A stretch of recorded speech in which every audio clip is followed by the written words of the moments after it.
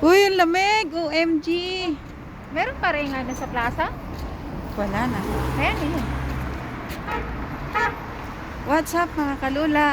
Good evening, good morning Philippines. Good morning world. Ano pa talaga siya kasi ang lamig. Ang lamig, naglalakad ang mga aswang. Ayan oh. Oh.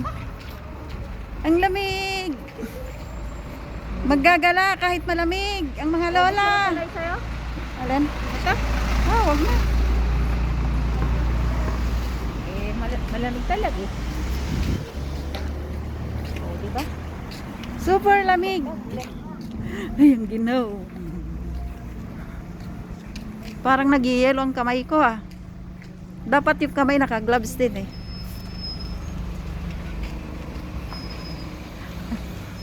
Balot na balot ang mga lola. Kasi sabi niya, ang gulo daw. Tapos relax. Ayan, nauna yung tatlong lola. Pari-pariyo ng size. Ha? Pari Mukhang makatangkara. Hindi nga. Natawa nga ako kasi katulad ko.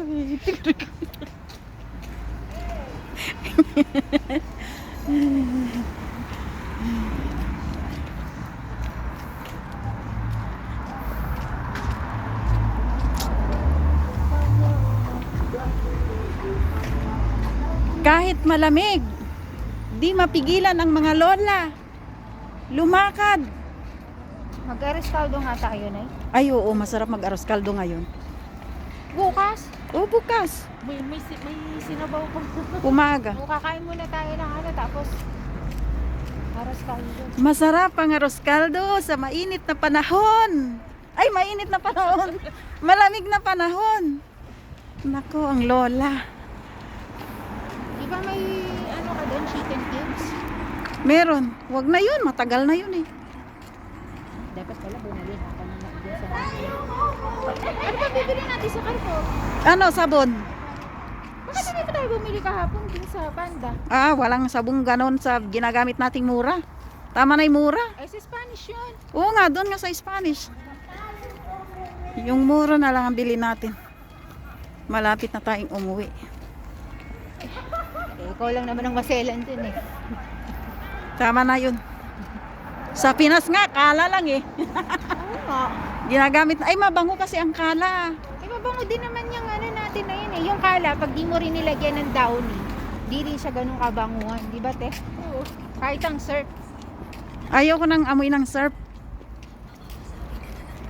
Pero kung may downy pa rin yun. Si Ashley gusto ng surf na yellow. Bye-bye na mga kalola. Bye-bye na kasi baka hablutin ang aking cellphone. Naglalakad kami, may nanghahablot ng cellphone dito. Kasi nung ginagamit na namin yung surf, yellow din yung Bye-bye. Sabi hindi naman yan bumabula. Sabi niya dito lang downy.